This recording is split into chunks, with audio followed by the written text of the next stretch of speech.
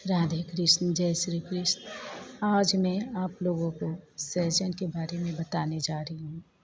इसे अंग्रेजी में ड्रम स्टिक भी कहते हैं और कहीं कहीं इसे मुरंगा के नाम से भी जानते हैं।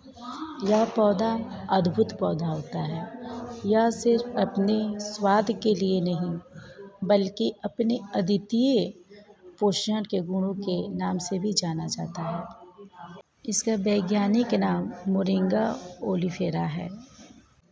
वैसे सहजन का उपयोग हमारे भारत में पारंपरिक तौर से सदियों से चिकित्सा के रूप में किया जाता है।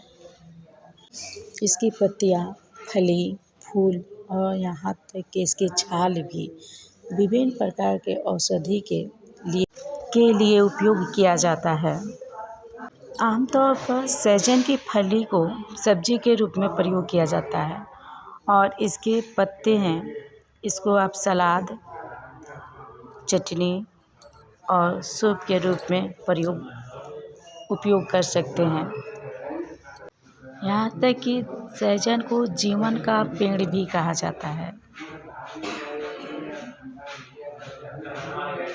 ये है मोंगरा, यानी कि मोगरा कहा जाता है कुछ जगहों पे सहजन कहा जाता है, कुछ जगहों पे कैल्शियम की फैक्ट्री कहा जाता है। इसमें दूध से मल्टीपल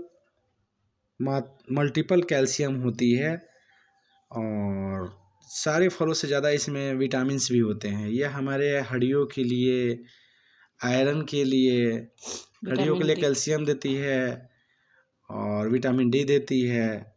आयरन की मात्रा शरीर में पूरा करती है। पुराने ज़माने में इसे गरीबों का वरदान कहा जाता था।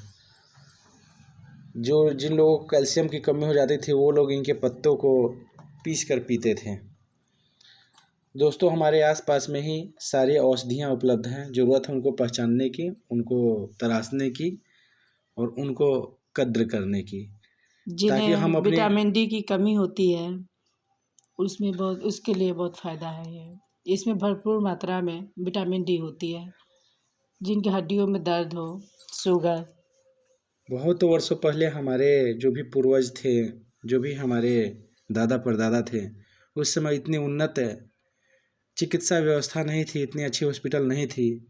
फिर भी वो बहुत ही हमसे इतना सारी सुविधाएं होने के बाद आज की युवा पीढ़ी की औसतन आयु 60 वर्ष की है, किंतु वो लोग औसतन 100 वर्ष जीते ही जीते थे, क्योंकि उनके खान पान और प्रकृति के रहस्य को समझते थे।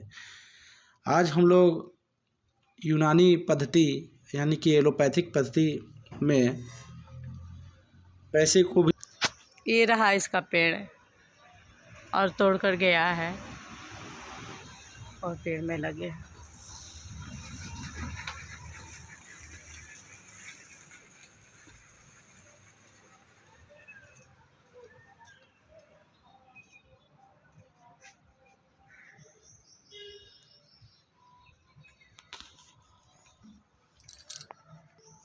देखिए, ये है मोगरा यानी कि सहजन की पौधा, जिसके बारे में मैंने आपको विस्तार पूर्वक अभी बता रहा था।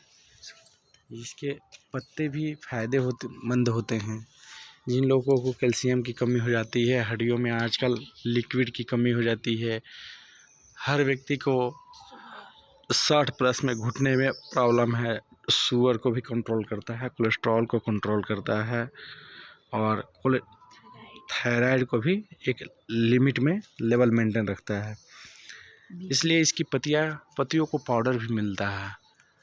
कई जगह औषधि के दुकान पे वो लोग इसको पाउडर पे मोगरा के पत्ते के नाम से पाउडर बनाकर बेचते हैं। यह बीपी को भी कंट्रोल करता है। हमारे दांतों में असहनीय दर्द होने पे भी इसके छाल को